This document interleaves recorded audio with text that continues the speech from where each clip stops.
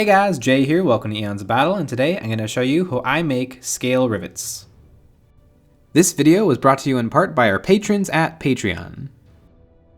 Here are the supplies I'll be using.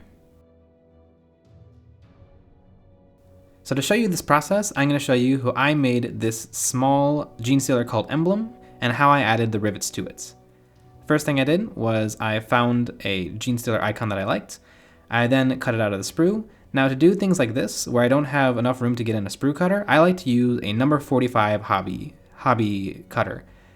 I like to use the number 45 because I always get worried that the number 11 blades are going to snap on me, and I have had them snap in the past. And so I like the thicker 45 blade. I then went in and I roughly sized out how much I need to make this emblem, and I'm using some plasticard.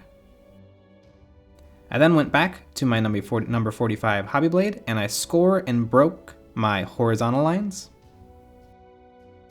And then to cut my vertical lines, I went in with some flush nippers and I cut them out. Then to clean up and to knock down my edges, I used a nail file.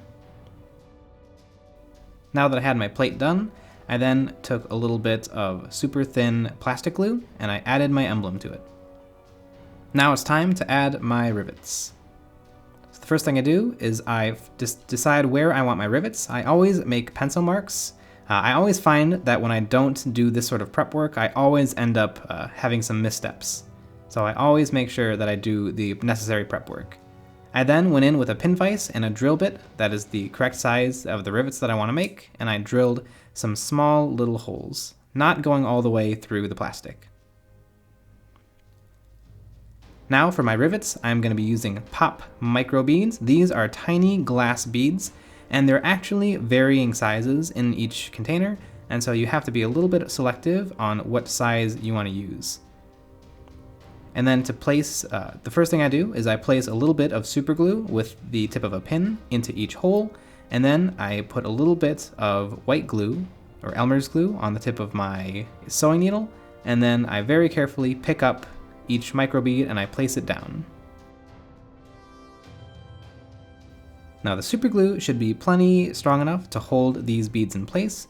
If not, I found that once the paint and the varnish is on the model, I have no problem with them rubbing off or falling out. And there are some finished rivets.